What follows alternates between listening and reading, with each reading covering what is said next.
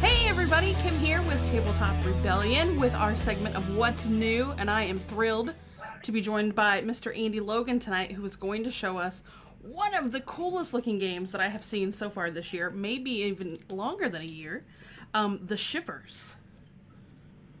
So thank you, Andy, for coming to hang out with us tonight. And with the crew, I'm going to keep an eye to see if you guys have questions as we're going along. Feel free to drop those in the chat. We're keeping an eye on that. And we're just going to have a nice little discussion and let Andy show off this really cool game of his. Thank you, Kim. Yep. Hi, everyone. Welcome. All right. So we can see here on your screen, you have a copy of this game sitting up. And this is unlike most games that I normally see. So I'm going to kind of jump right in because this really cool game is sitting on your table. And I want to know more about it. Yes. So as you can see on the game right here, this game is actually a full three-dimensional pop-up game where you're in a haunted house. The Shivers it's really a role-playing pop-up mystery adventure where you're going through all these different rooms in the haunted house that magnetically link together to form a whole play space. Oh, how cool.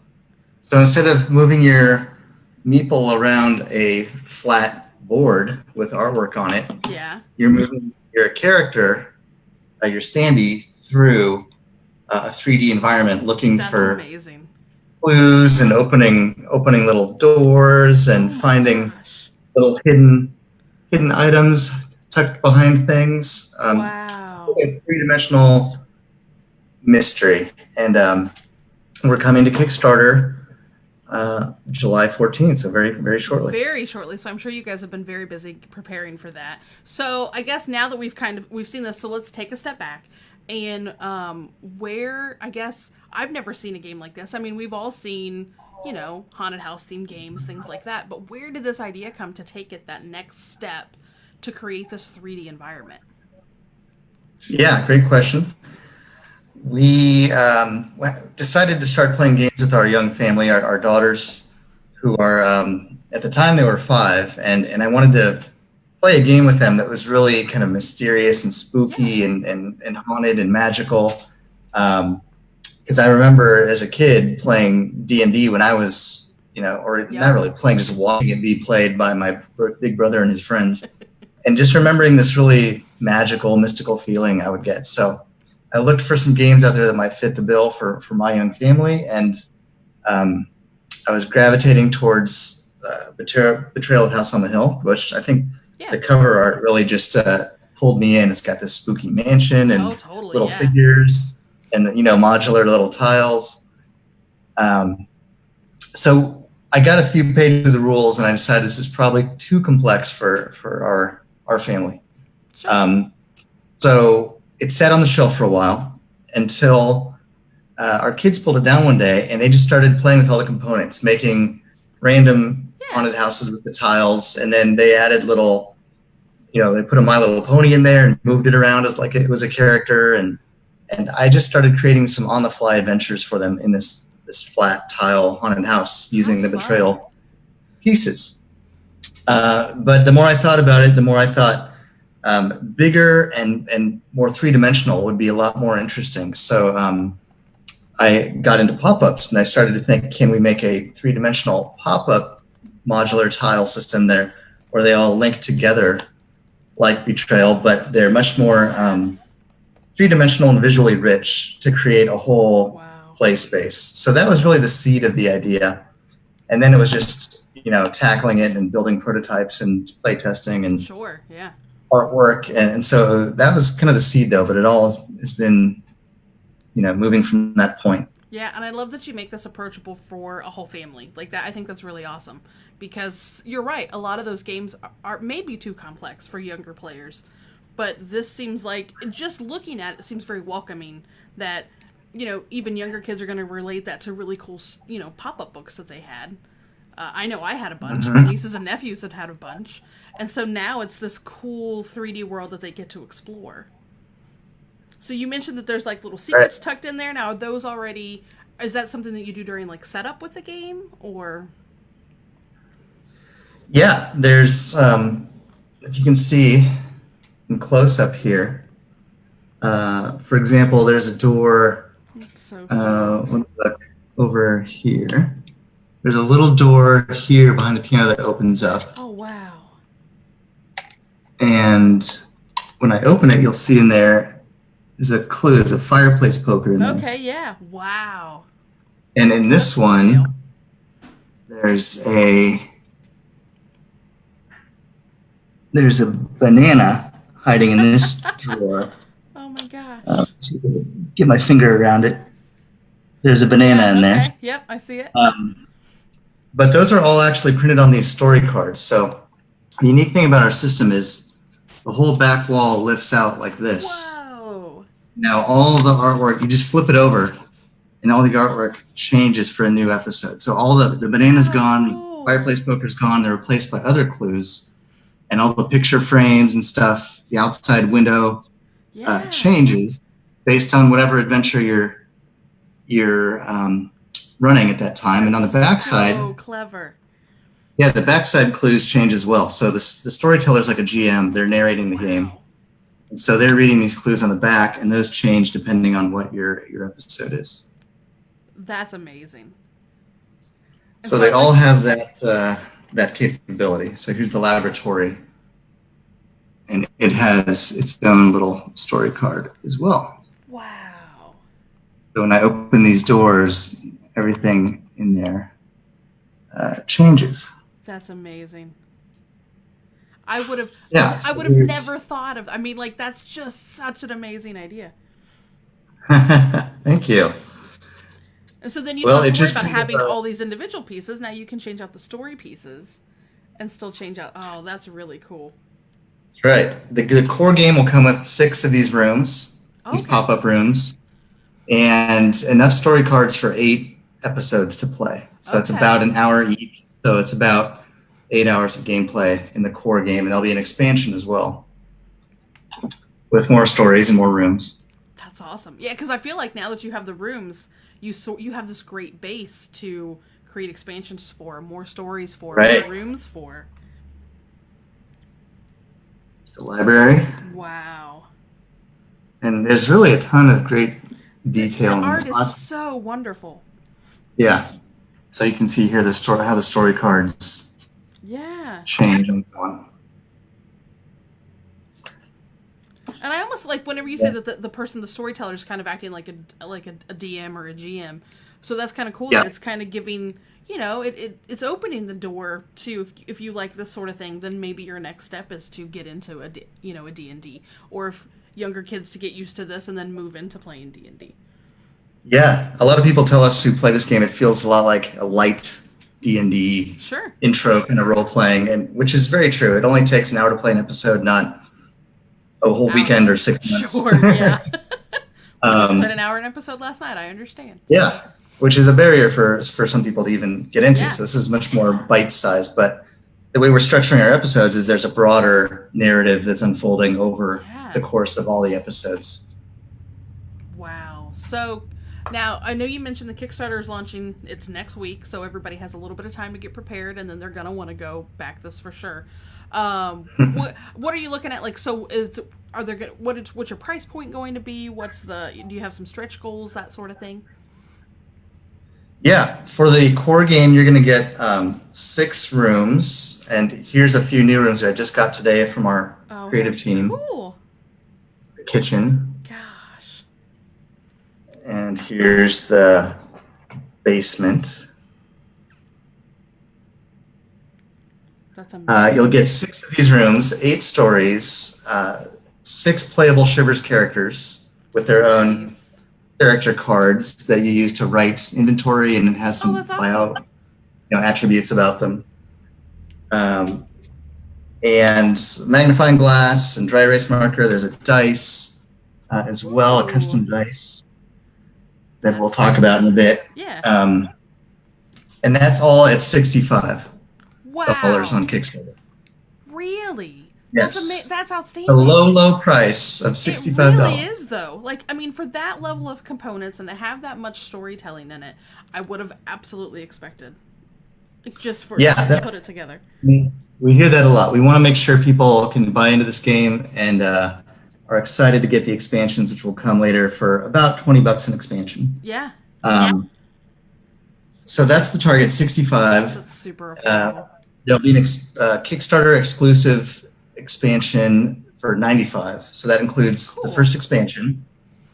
That one has a new room, the crypt, 4 more stories, more creatures that you'll encounter in those Whoa. stories. And it has an extra magnifying glass, an extra dry erase marker, Okay. and 2 new Shivers playable characters. You can play as a dog or a cat. That's fantastic. And those are Kickstarter exclusives, those 2. So That's cool. that's all for the 95 price point. Wow. That's really affordable. I mean, it really is. And now I'm super excited because we have dogs. We don't have kiddos to play with. We have dogs. I'm like, when I can be a dog, of course I want to get involved in that. Sign me up.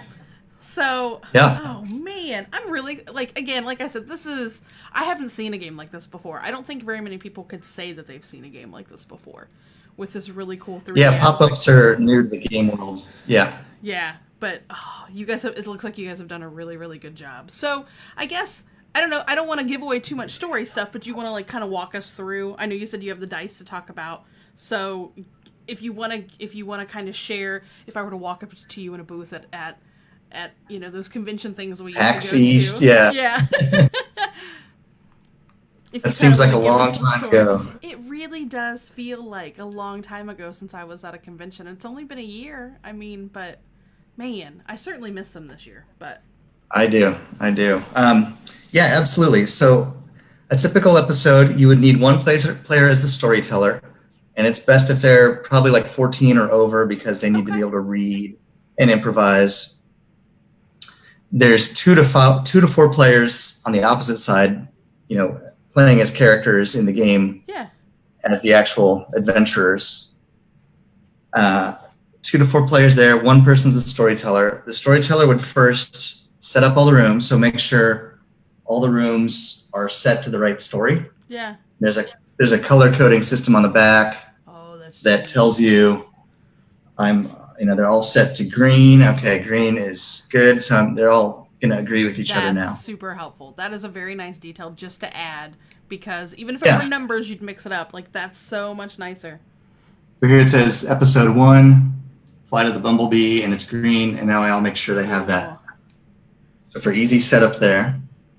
And then they would read the green episode 1 story guide. Oh, that's great. So there would be 8 of these in the game, 1 for each episode. Okay. And it's a little cheat sheet that tells you how to run the game, basically. Oh, that's awesome. So it's got a summary to read that gives the storyteller just an overview of what's going on. Okay. It's got the rooms they'll need and the characters they'll need. It's got basic setup of how to set up the game. It's got the introduction you read to the players to start the adventure. Very nice. Any books and notes they might find are here. And then on the bottom is a handy kind of timeline of all the steps they need to take to really complete the adventure. That's so helpful. I mean, and it's so compact. So you have a lot, I'm looking at this going, you have a lot of information in a nice little, easy to manage packet. Yeah. This becomes kind of your control panel as a storyteller. You're looking at this, and it's set up behind the game board, so you're kind of looking at that during the game and trying to figure out how to keep players on that track through hints if needed, or nudging them along. And when they're playing, it feels very open-ended because someone could sit down and play the piano, or they could pick up the chair and throw it at a zombie or something. It's very free-flowing. But in reality, it's kind of a scripted adventure according to this episode guide. Yeah. So they're kind of following on rails this adventure, but it feels to them while they're playing it very free flowing because they have so much agency and free will to do whatever they want.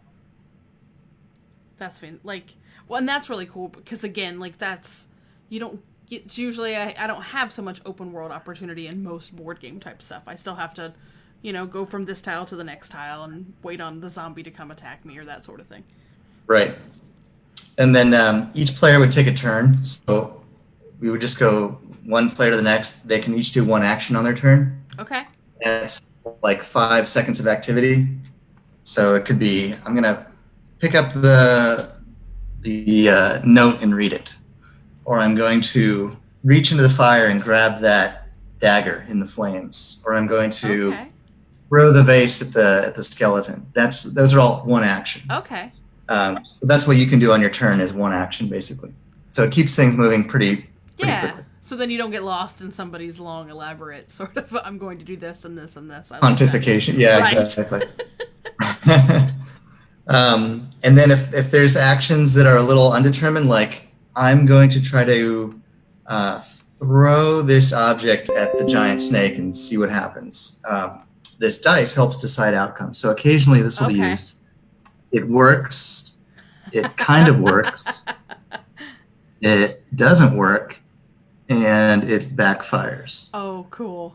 So it's up to the storyteller to interpret what that means. And that's really similar to your normal skill checks in D&D, but you've simplified it a lot, and that's awesome. So it just takes what my ranges would normally be on what I rolled and turned it into it works or it doesn't work. Or that's really smart. And that's something I love from D&D was the dice. Oh, totally. Almost just the jewel-like quality of having these translucent dice was fun, even though it was really complex about D20, you had 4 and an armor class of, take away these points. That's where I got lost, but I just like the idea of having jewel-like little dice in the game. I think that's great. Because you're right, that can feel very overwhelming to a new player, or wait, there's all this math, I thought I was playing a game, and now there's all this math involved. So that takes away a lot of that anxiety that sometimes that entire set of dice could bring if I'm just playing D&D. Yeah, absolutely. And we found that even hardcore D&D players who are used to those complex dice rolls and saving throws and things, they're probably in their 20s or 30s or 40s. They really love the Shivers too because they can get a quick role-playing experience with very visually rich. There's a lot less imagining what's going on, and they can really see, I'm actually going to look inside the cabinet. They can interact with the 3D environment. So we found that as much as little kids love it, hardcore role-playing and tabletop gamers love it too. I could absolutely see that. We play D&D fairly often. I don't know if I would consider myself hardcore, but I'm at least an average D&D player. And I love that idea that it visualizes it for you because we like to play with tiles and stuff on the board and miniatures and stuff. And so this is so much nicer than what we use in our D&D campaign. And it just brings the world. It helps immerse you into the world, I think, a lot. Right. Yeah, at trade shows like PAX East we were at in February, a lot of the people making very elaborate D&D and other game Pathfinder layouts, scale model terrains and stuff, which are incredible. But they would come by and say, wow, they saw the opportunity for pop-ups in what they do because it folds flat, it's mass producible, it's not hand painting things with a paintbrush. Yeah, it's easy to transport. Yeah. Yeah, because it gets a lot of so easy to take to a friend's house to set up that we wanted to do something like that with, and I don't have to bring 3 bags of miniatures and D&D terrain and all my dice and all that stuff. And I would have just as much fun. Yeah, the whole game fits in this little box. That's amazing. Because it's pop-ups, right? So it lays flat, which is great. So it's no box Tetris to try to get everything back together. That's a game within a game when you try to put it back and you can't quite. How do I get all these pieces back in the box that it came in now that they're punched? Mm-hmm. So now tell me, look, I am so drawn in by the artwork that you guys have. I mean, just from the cover immediately is like, pay attention to me. I am something very cool. Yeah, I'll hold that up to the camera. I know I used a snippet of it. I didn't get all the gloriousness that was the cover in our little thing tonight thumbnail tonight. But man, it's wonderful.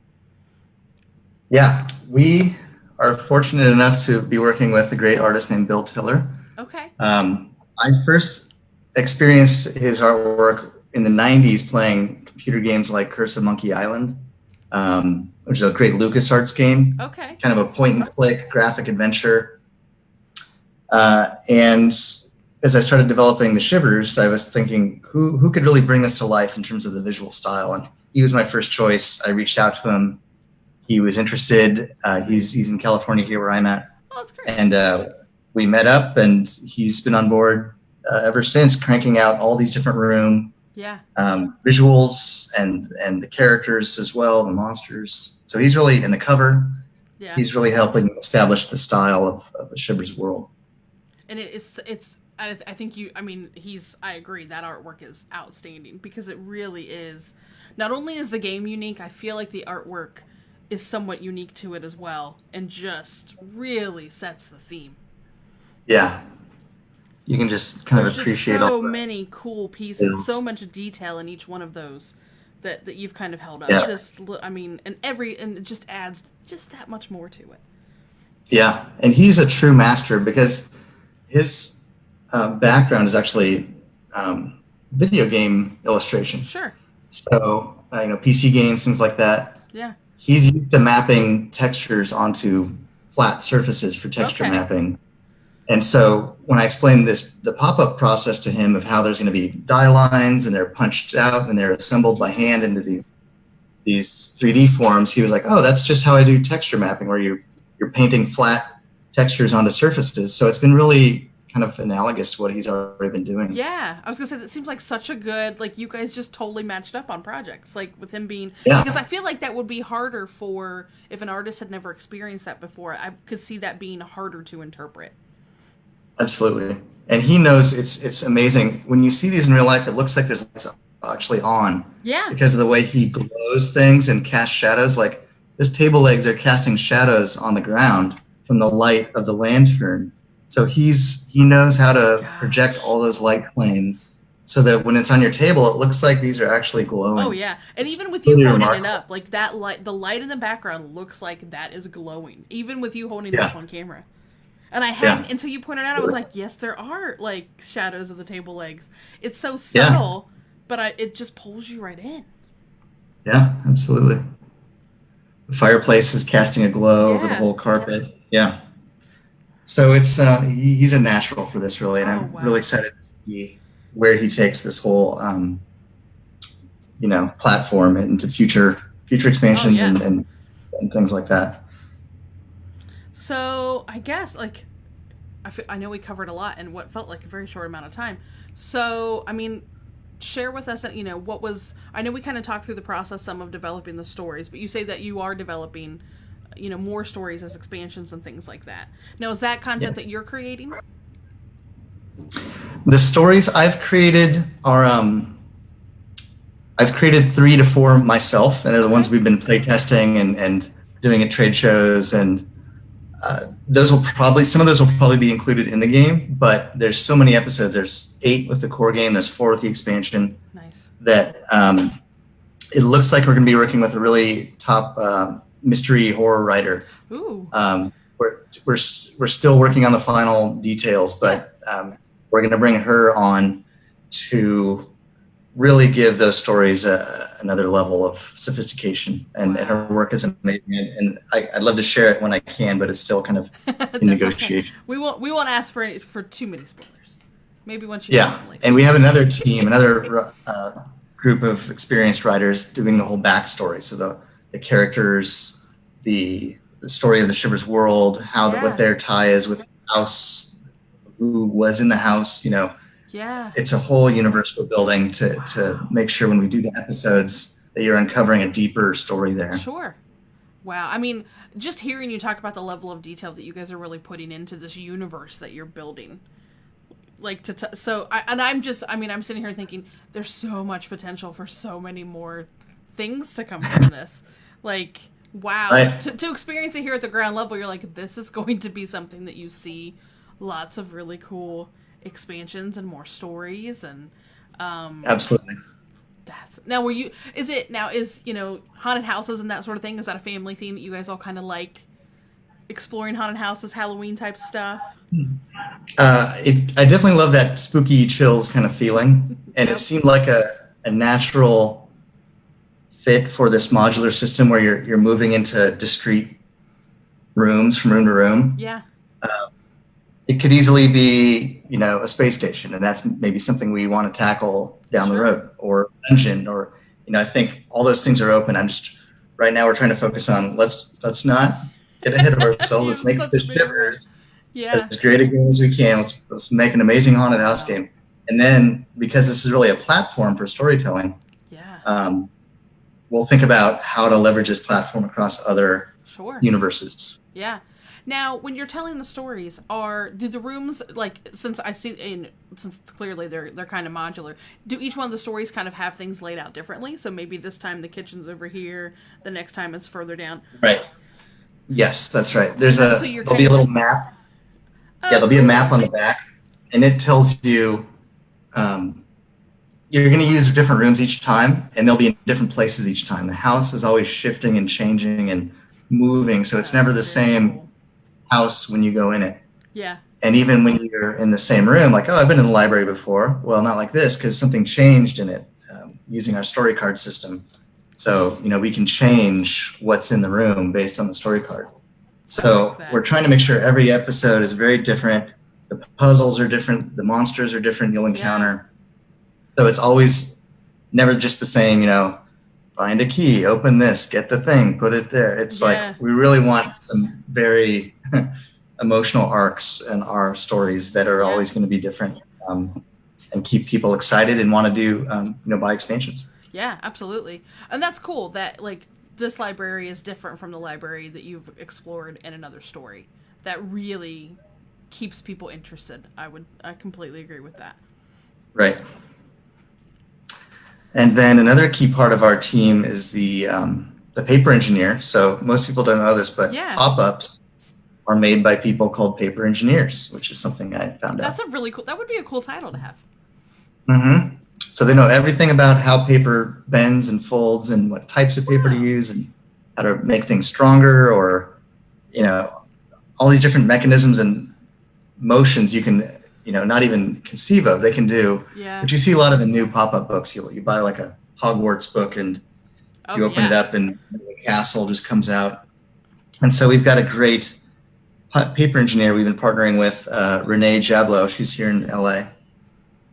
And she's been doing these great pop-ups for us like this. Wow. And she's been doing it for about 20 years. So she really knows her stuff in terms of what's going to work in production and what isn't. So now, you mentioned earlier that they're like handmade. Now, is that something that the paper engineer does, or is that what production will be like too? These prototypes are handmade by her, actually, but in production they'll be taking a big sheet, like a poster size sheet that would have all the pieces of the kitchen here, and they'd punch it out. So each piece has its artwork on it and it's punched out. And then it goes to a person overseas who then assembles and folds up and moves, in some cases, each room. So each room really is, a hand assembled work of art. Piece of art. Yeah, exactly. What? That's a fascinating process. And I didn't mean to cut, because I knew you were going up more with that. So please keep going. Yeah, no, that's the process. They know this piece goes here and it glues there and it folds like this. It's to that piece, and in the end, it all just magically folds up. And you really want to find a good manufacturer who's used to doing that kind of thing, because it's not the kind of thing you just try. So see, these all fold completely flat. There's little magnets on the side you can see. Yeah. So yeah, and we've play tested our pop-ups. Like at trade shows. I think this one's been opened about 5,000 times. Wow. It's still going strong. I was going to say, look at how well it still looks like it's... Yeah, that's just good paper engineering and good materials. And as long as no one's actively ripping things apart, it should hold up well. Which is why we set the age at 7 years old. You think anything under 7, kids get a little shreddy. I could see that. Well, and they're not comprehending that, like, if I pull this cabinet door open, I could pull this cabinet door off if I'm not careful. Right. So that's, and just for you to go through that process, it's so much different than what our run-of-the-mill board games are, where they're, a fold-out board and they have little meeples and that kind of stuff. That's a fascinating process that I'm sure has probably been pretty interesting to you, too, to go through, because I feel like that's unique. That's not, I can't think of another pop-up board game that I have ever encountered. Right. There's been a few that use some elements of pop-ups in a very localized way. Like you might have a flat game board and in the middle there's some little tree or something like that, but you don't really interact with it too much. This is the first to really be comprised of exclusively of pop-ups. Gotcha. That I've seen. I could be wrong. But. And so I guess from this point we can transition into, I'm still going to be fascinated by the art. Andy just told me he has some really cool old prototypes to share with us too. So I guess and maybe that's a good way, like, kind of take us to the face. How was this evolved? If you're going to show some of the old prototypes, how have you guys worked through that process? Yeah, once I had kind of the idea for this pop-up game using modular tiles and interactable little doors and clues to find, I didn't really know if that was really a good idea as a game or not until I built it and tested it out. So I spent the next few months building, learning how to build basic pop-ups and trying a few. So now you're a paper engineer. Well, probably not a very good one, but better than what I could ever do. So this was the original parlor that became. Wow. Yes. Yeah. So this is what we play tested first and everything. I first started just watching some YouTube videos on how to make pop-ups and learned just basic cutting and folding. Wow. And tried a few out, made a room and tried that out, and I made a few more rooms. So here's what became the basement here. Oh wow. I love that little entity in the basement furnace too. I think that's cool. And here's like here's the kitchen, which is over here. Yeah.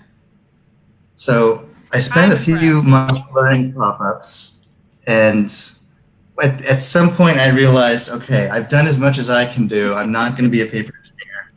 It's time to bring in some serious, horsepower. So I reached out to some paper engineers, and they took over, and I'm happy they did, because even on these prototypes that are mine and I inspect all the time, I don't know how they do certain things, like how does the piano move and do what it does, and the table, it's pretty magical. It's even cool to watch you close it. Like, even when you close the one, it's always fascinating. Yeah. And even when I was a kid playing with pop-up books, you still kind of watch it to see, how does it do that? How does it fit inside the closed book? Totally. Even this crude initial one, the box folds out, and there you go. You have to think about things in such a different respect than if you're drawing normal art or handling something. You have to think of those. I wouldn't have thought, it has to fold, the outsides have to go out. Like, you just have to have a totally different brain than I think what mine could ever possibly capture. Yeah, exactly.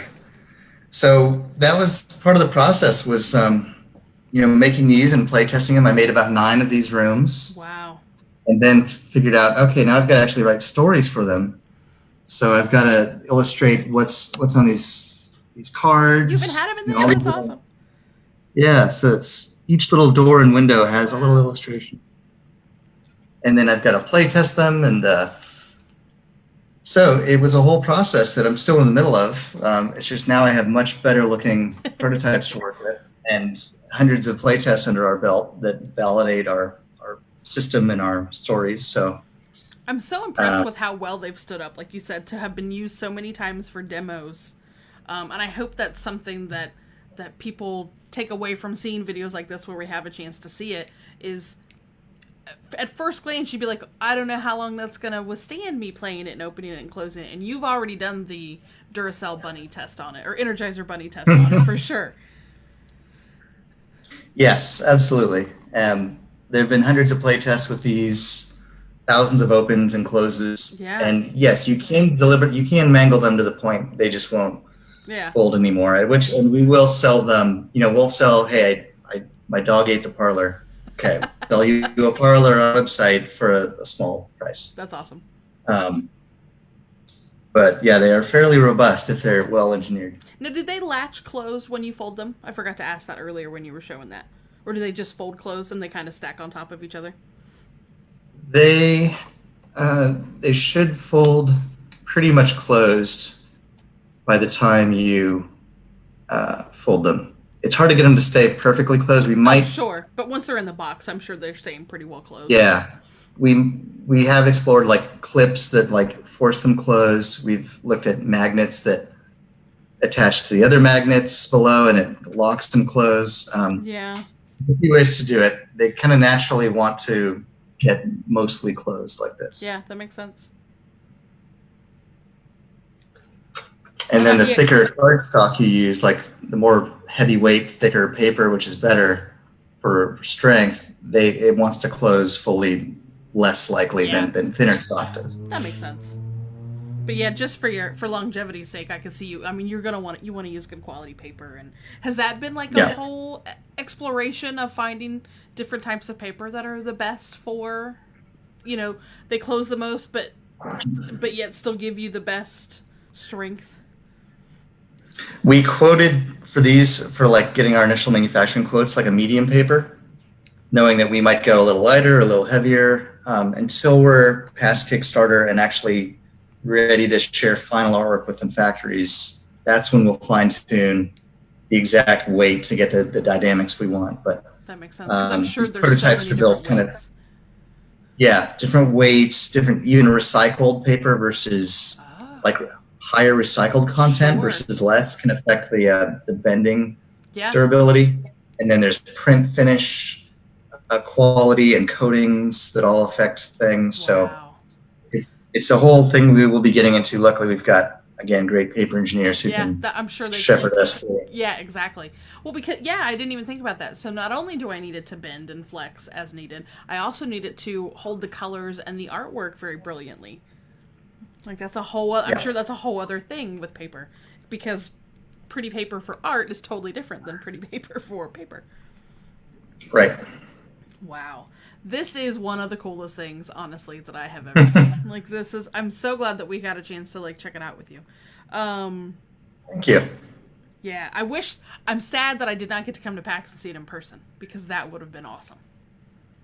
Well, when they do trade shows again, we will be at them. We cannot wait. Now, I know you have the Kickstarter going on. Are you doing any events during, Gen Con Online that people maybe want to try to sign up for? We're going to be pretty focused on our Kickstarter. So you could probably be kind of busy right during that time. Yeah. Our immediate focus is going to be trying to have a successful campaign and then getting ready for development and production of all the assets and stories. I think, we just have to get used to the new convention realities out there and find out which ones make sense for us to try to be on, even if it's virtually somehow. Mm-hmm. That's still an open item I think we're going to try to resolve, but we've certainly enjoyed the two main ones we've been at, PAX East, PAX Unplugged. We got some we actually had a booth at PAX East, a little 10 by 10, and PAX Unplugged we had a table this size with all this stuff on it. But we got great, people stopped from across the aisle trying, just stop. This would totally pop-ups really pull people in. Yeah, I was going to say, just if you have a beautiful picture of the cover art, you already have my attention. And then if I start seeing, three-dimensional I'm absolutely pushing my way into your booth to check out what this is all about. For sure. Well, I would just stand there in our aisle just going like this. I would just be opening and closing this, and people would, everyone at least smiled. Half the people would go, "Whoa, what is that?" And they'd stop and want to talk about it. So it definitely pulls people in, and you can bet we're running Kickstarter ads. We're going to be doing this a lot in our advertising. So I'm sure you'll see that as a banner ad somewhere on the internets. Well, we'll certainly be. I mean, and that's the thing. I'm like, look, buy it because it's gonna last. Like, watch how many times he's opening and closing this thing. You're totally good. Just don't let the dog play with it. Mm-hmm. Well, and I appreciate you being willing to do the webcams and stuff on here tonight, because I do think a lot of us have tried to adjust, whether we're gamers or content creators, to something sort of like this, to where at least we can see a video and we can talk through it and we can see things moving different than a picture, and at least have a little bit of an opportunity to connect with folks and have them take a look at games that otherwise would not have seen, would not have known about. There's so many great games, and I wish I had unlimited resources, because so many great Kickstarters, but this is one that I will definitely be recommending for people to come check out. Awesome. Well, we would love to get as many eyes on our campaign as possible, so this is really helpful. See the library. I love that library. It's so cool. There's such good shadows in the shelves and stuff. Yeah, it's almost, you have to really scratch your head and think, is that an actual shadow or did Bill paint that in there? And you got to like wave your hand over it. Yeah, I mean, the table legs totally got me. Like, I fell for the optical illusion. Right. That's totally a shadow. Now wait, that's not a real light behind it. Right. It's just fascinating. So fun. It's fun. It pulls people in. We've heard a lot of retailers say, like, this would be amazing on our display out in our window. Totally. This could people in. And so we've heard a lot of that as well. It's just, even if someone just puts this on their shelf, in the office or something, here's a room that's 3D pop-up. Oh, yeah. It's like just beautiful. It's beautiful artwork. Absolutely. Yeah, this is one, if you really wanted, you could display it when you're not playing it. That's right. Up kind of high, away from the dogs and the cats and the. That's right. But the gameplay is even more fun. It's just people really get into their roles. They're light and easy to play with. Each character has their strengths and attributes, but they also have fears. Yeah. So you get to play with the fear of, like, oh no, I'm afraid of fire, and here's something that makes me grab something out of the flames. I've got to kind of step into the shoes of someone who's going to be very full of anxiety about that, and that's fun. Yeah, we haven't talked about the characters a lot yet. So do you want to share, just, you don't have to, again, I don't want you to spoil anything, but do you want to talk through what some of them are, or maybe how you came to conclusions of these are the characters that we want to include? Yeah, the characters are still largely in development. We're still doing a lot of artwork for them. There's going to be 4 or 5 Shivers family members, and then 1 or 2 neighbors that kind of join in with them. Yeah. They'll each have a standee, which you've seen, and their character cards. So there'll be 6 of these sets. I like that. I like that card. That's really nice. Yeah, this is a prototype. They'll look much better than this, actually. But it's got their bio and a picture and some attributes and their fears.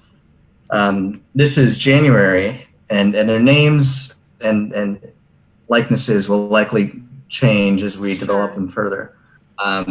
But one of the interesting things about January is she is on the autism spectrum, which was like one of my daughters. That's awesome. And we really are excited. Yeah, we're really excited to get people a chance to step into the shoes of someone who's a little outside of their kind of neurotypical behavior and see what it's like, at least from our basic guidance about having anxieties about certain things. And so each character has their own kind of diverse aspects to them.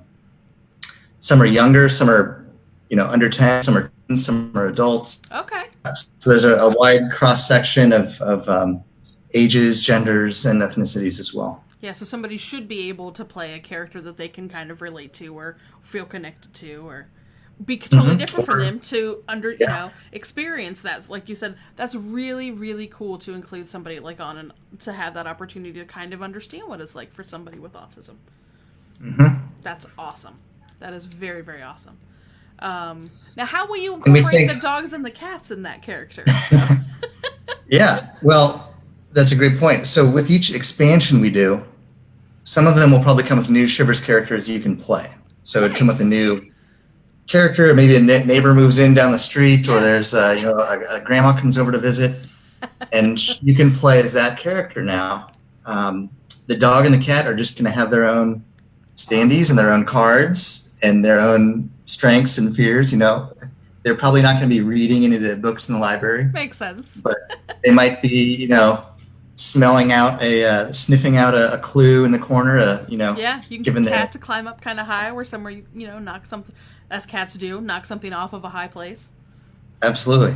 So it's going to be a challenge. I wouldn't recommend people play as like the dog and the cat and then no humans, because they would just. Not gonna get What's this hard. note say? Look at each other. I don't know. Yeah.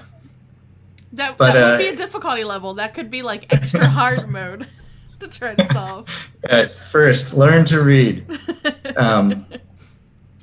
But yeah, that's the kind of open-ended role play we like to introduce. That's nice. It's kind of up to you how to bring life to that character. Yeah, that will be really, really interesting to see. I'm excited to see how those characters unfold once you guys get to the final product. That'll be nice. Mm-hmm. I'm excited now. And there'll be villains then. Ooh, and so villains and now do villains and monsters, are those usually controlled then by like the storyteller? Yeah. So here's just a few ones for demo. There's a ghost bride, a bee monster. Yes, these are controlled by the storyteller from behind the wall here. So I love that. I would move them and say, okay, they're coming towards you. What are you going to do? They have their own kind of ways they need to be defeated that are spelled out in the episode guide, or they may be helpful. They may give you clues, like they may give you some backstory, and they're actually not hostile characters. So it's a whole varied, set of characters that you'll encounter. Some good, some bad. Yeah. And like I said, that and creating more villains and things like that just really opens the opportunity just for more fun stories to kind of go through. Right. And then one of the really exciting things is we are excited about people creating their own stories. So one of the things we're going to do is all these story cards, the templates for those, we're going to put online eventually. Oh, how so cool. That you could illustrate your own card, put it in, and make your own adventure. Yeah. And even the standee character, we're going to have these character cards as well that you can download, so you can make your own characters, your own monsters. Oh, cool. And just print them. Like this parlor, its story card is scaled to fit on an 8.5 by 11 paper. Yeah. So you can print this out in your home printer of your game or someone else's game you downloaded. Nice. And play it, because everything fits on the printer. What a fun community, though, to create for something like this. So not only are you creating stories, but now you can bring a whole community of people together to then share stories that maybe they've created. Oh, that's really cool. You guys have. I think that's where it's really going to expand. You guys have thought of all the cool stuff. I love it. We're trying. There's so much more we can do, but I think we're trying to just create a really compelling universe that grows, whether it's us growing it or the fan base growing it. It's going to be great either way. It's a little tough for fans to make pop-up rooms, but there's certainly nothing stopping them. We could sell a blank pop-up room module with all the magnets in it, and you could try to create your own room to go with your adventure that you created. I don't think that would. There are creative people that I know could do a really great job. I am not one of those creative people who could. Right. I am the person who sees the thing on Pinterest and goes, "I could totally make that," and then it is a complete Pinterest fail, for sure. Wow. I mean, really, you guys have thought of all the cool things, and there's just hearing you talk about it is very exciting and makes me very excited about it. So I hope that, kind of goes across the interwebs and gets more people excited about it, because this is such a unique game. I think so many people could have a lot of fun with it with their families. Like you said, even with hardcore gamers who like their D&D or storytelling aspect. What just a neat find. Absolutely. We've even tried to run a few games digitally. Like we had a team member in Australia, and we actually took them through a whole episode by just putting some webcams down inside the rooms. It gets pretty good. You got to kind of help them out a little bit, but you can do remote. It can be done, yeah.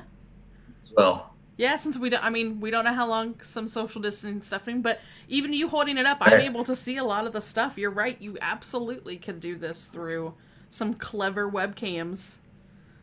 Right. One aspect I forgot to mention was on these story cards. So when you pick up an item, You actually have a dry erase marker that you can write. So you found a magic wand, you would write, wand. Yeah. That's on your story card. Yeah. And then when you're done with it, or you want to give it to someone, or you drop it, you just erase it. That's your inventory. Handy. Right there. That's excellent. So each player they can take notes too. If there's a code sequence or a clue, they can write that on their story card as well. Or their character, we're calling this the character dashboard. I like it. Well, that's just a nice added element, because you could just tell people, get a piece of paper, but you've gone the extra step and created this nice card that is for that character, reminds them of their attributes, and then they can still use it as a tool throughout the game. Right. Like that's a very nicely added detail. Like, that's really cool. One of the things we've heard, this is more when we're playing with more adult gamers who tend to be a little more competitive, is that they wanted a way, if there's a group of friends playing, that one of them might actually win more than the others won. I know. So that, we all, it's like when you got out of the escape room, which was a big inspiration for this. I solved more puzzles, so I was the MVP of the escape room. I love that. Yes, I know those people, and I play games with some of those people. Right. So we introduced a cookie system. So at the bottom of your character card, there's a set of cookies, and each time you solve a puzzle, you vanquish a monster, you can circle a cookie, and that at the end of the game, whoever has the most cookies wins. That's awesome. And then if you need a hint, also it may cost you a cookie to actually get a hint from the storyteller. That is a really fun addition, because you're right. There totally are those people who, we won cooperatively, but I won more than you guys did. I solved more puzzles than you guys did. And that's fun, because, and I'm guessing most of the stories, it's all co-op driven, right? So you're all working together to solve. Generally, yes, they're cooperative, but I think we might introduce some stories where there might be a twist on that. Maybe you're not working together at some point, but generally, yes, you are cooperative. Because I feel like this could lead to, you could totally slip in that somebody's a traitor at some point. Like, right. I feel like that the theme that you're already going for totally is just waiting on somebody to be like, well, I'm not really here to help you. Yeah, exactly. It's always the neighbor down the street, man. Yeah, absolutely. So stay tuned for that twist. I like it. I like it. Another thing we could chat about is rules and lack of them. Oh, that's fun. That makes it easier to explain whenever you're teaching someone, really. Right. What's great about the Shivers is once you understand how to be a storyteller, which is about maybe 4 or 5 pages of rules of they magnetically lock together. You twist this around and make sure the colors are lined up. Just how to use the system and how to be a good storyteller. Then they obviously can run games very well. And much like an escape room, which is kind of some of our inspiration. Yeah. People can just come up and with 30 seconds of explanation, they're playing. They're in the adventure. Yeah. They don't have to sit and read pages and pages of text to their players. So what's great when we're doing play tests, we have people sit down and they're playing in 30 seconds. They don't have to read through manuals or do a demo or a tutorial. Or create a character. They're in it. Yeah. Pick a character, look for doors, take turns, write things down. Let's go. Those are the rules. Awesome. So it's just very rules light, which is what we think is a barrier for a lot of people who want to get into tabletop or role playing. Yes, I would totally agree, because it depends on how well is the rule book done, whether or not I'm going to how is it in a way that my brain understands it, because nobody's brain. You know what I mean? Like, certain people are more visual. Well, if the rulebook didn't include visualizations, I'm not going to get it as well, or vice versa. So, just having a nice guide to tell the storyteller what they need to do, and chances are, it's probably going to be somebody that has the game. Like, they're more familiar with it, or it's somebody that's going to be a little bit older, more familiar. But it even sounds like, from what you've showed me, it would not be hard to step in the storyteller role, even if you're very, very new to playing the game. Yeah, absolutely. Sorry, my Slack feed is blowing up as I'm chatting with you guys. People on the Kickstarter Slack are Nice. messaging each other. And I got to find out a way to turn that off. Hold on one second. No problem. There we go. All right. Hopefully that did the trick. Well, tell them to come in here. They can chat in the, they can throw some questions out at you too. That's right. So it sounds like, so you already have, so if people want to get involved in that, if now they want to get involved in your Slack channel, so I know I can go out and I can get sign up to get notified when the Kickstarter goes live. Where else should people be looking to find more information about this game so they're in the know? Yeah. There's our the link for our Kickstarter page, which I will include. Can share. We have a main website, which is theshiversgame.com. Visited that today. That's just, it's a bit of a placeholder at the moment. It collects people's emails and it has our Instagram images.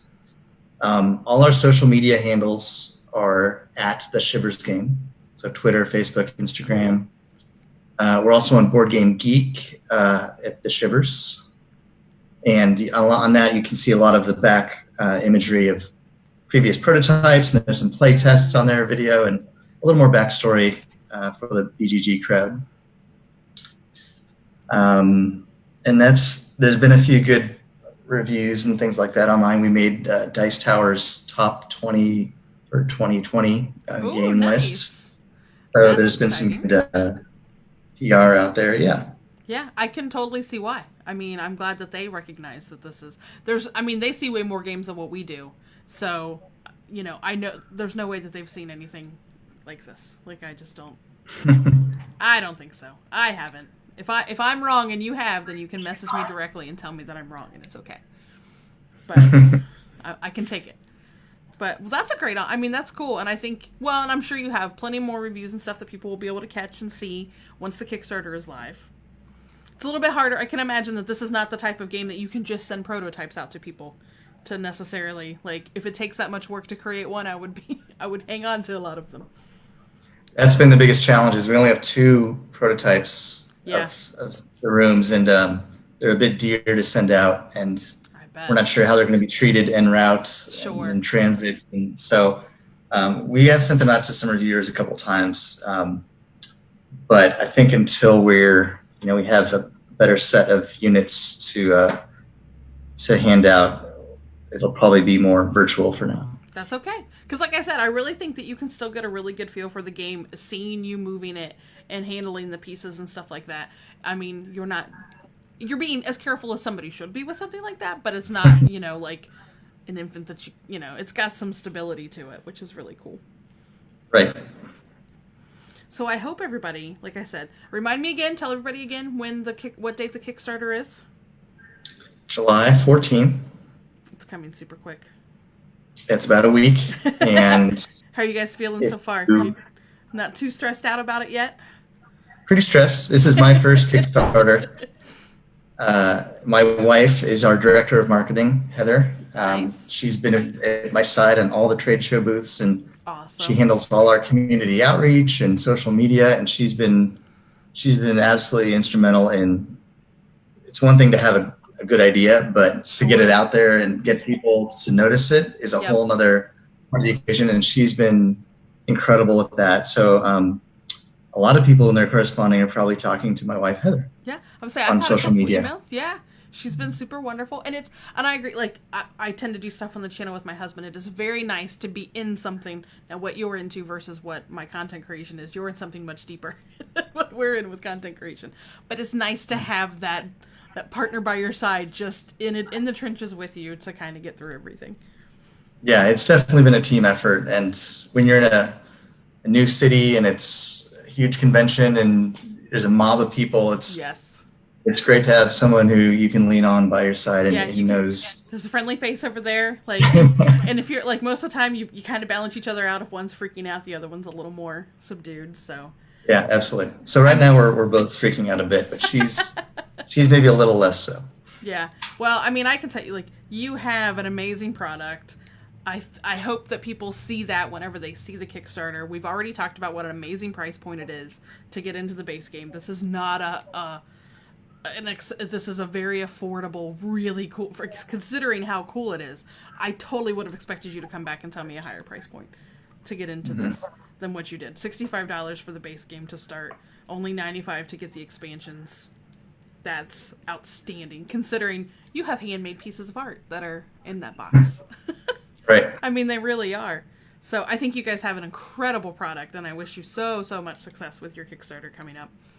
We will be singing into the rooftops about it, so we'll share this. If you missed this video on Facebook, check it out. We'll put the 2 parts together since we had that little technical issue. We will put those together and make sure we get a nice video out on YouTube for people to check out as well, so they can see you moving around the game pieces, connecting them together, see how well and easy they are to close. The game's totally going to hold up. Don't worry about that. Yep.